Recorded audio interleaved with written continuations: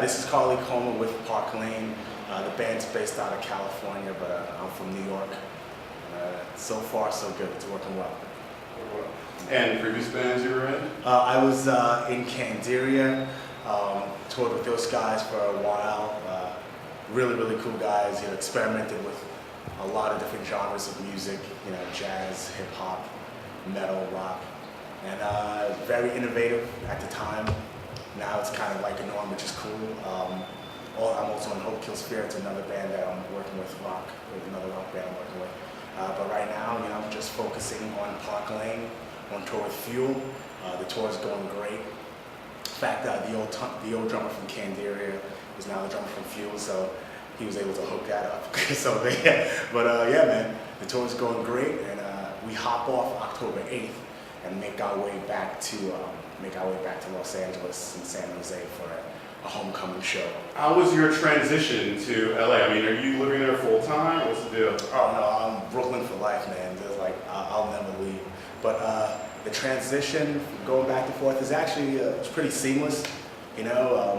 Pretty much what I do is they sent me the demo tracks, and I laid down the vocals from my home studio, worked out the melodies, and I did pretty much the whole album like that, 12, 13 songs, whatever. And then by the time we got to the studio to record it for real, we pretty much had a good game plan of how the songs are going to be. Everything was pretty much mapped out, so it was pretty easy. You were one of the founding members of Candiria, right? Yeah. So now that you're in Park Lane, were you a founding member of Park Lane, or you sort of joined them after they were formed? Or how? I joined those guys after they were formed. They had a singer before me who didn't really work out. Didn't really work out well for another band, whatever.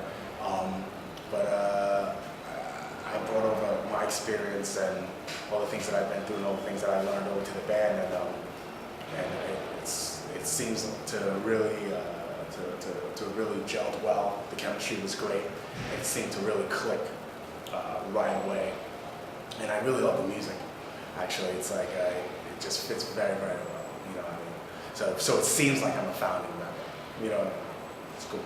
Yeah, that's cool. Well, that was part of your professionalism too, because a lot of people can't make that transition from founder to member or whatever. Exactly. Well, I kind of go by that. I was watching this interview that Bruce Lee was doing, and he was talking about the many styles that he put together to form his art form, which I don't know what it was called. I can't pronounce it really.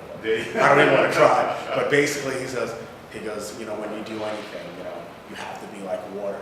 When you pour water to a cup, water becomes the cup. When you pour water into a bowl, water becomes the bowl. You know what I mean? So that's kind of how I look at it. If I join a project, I become part of that project, and just I kind of fill in all the missing pieces and everything. Yeah. That's awesome. That's great. So tell me a bit about the music in Park Lane, like music influences, or where you get your songwriting ideas, or. I know lyrically the things that inspire me more are just life in general. Some of the things that I've seen people go through, some of the things that I've been through personally, like on a physical level, spiritual level, emotional, mental level. I have a lot of friends. I know a lot of people, and I watch a lot of documentaries. So you start to get a real idea, real strong idea of what human beings go through and how they can handle it, how they handle it in a positive way and how they handle it in a negative way, and sometimes how they just coast just the two, balancing the two, It's so funny because a lot of musicians nowadays, it seems like maybe definitely 40 years ago, a lot of people did a lot of that. A lot of people saw what the human struggle was and incorporated it in music. Now everyone's like, well, that's a hot lick, let me put the whole thing into it and whatever, and sell it and package it. Yeah, that to me personally, that's not cool.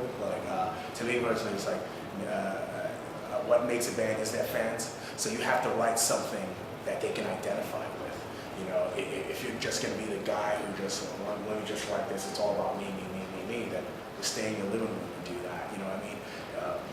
You're given the opportunity to inspire and speak to people. Don't take it too lightly. You know what I mean? No, that's how I do it. No. Hopefully no one's not waiting outside the door waiting to punch me in the face. That's just how I feel about it, you know what I mean? Whatever. So is the new CD out with Parkway? The CD comes out September 20th, but we're selling it on tour, you know. Yes, people, we still sell CDs. It's like an 8-track and a cassette, I know. But like, yeah, exactly. Some people are like, what's that? Exactly. But it will be available online September 20th. Yeah. All my retailers.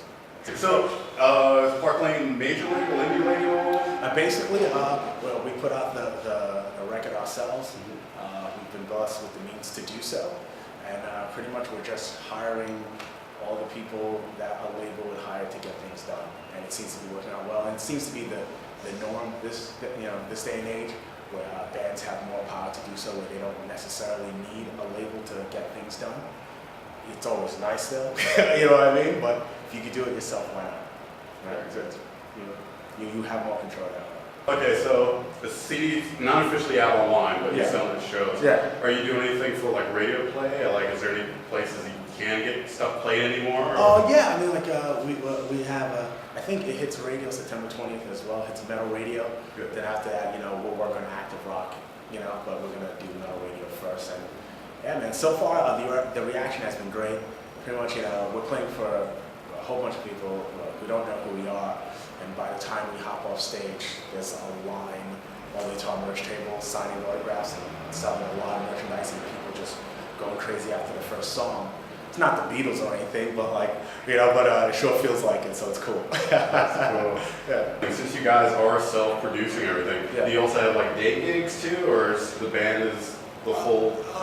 Pretty much, we're doing this as far as I know. We're pretty much. This is what I do all the time. And some of the guys, one of the guys is still in college. And one of the guys, when he's not on tour, he works at Guitar Center. But pretty much everyone else is just 100% rock and roll. With guts and no glory. Yeah. No, it's good because it provides like inspiration for people that are coming up. It's like, I'll have to do this, not to work in the post.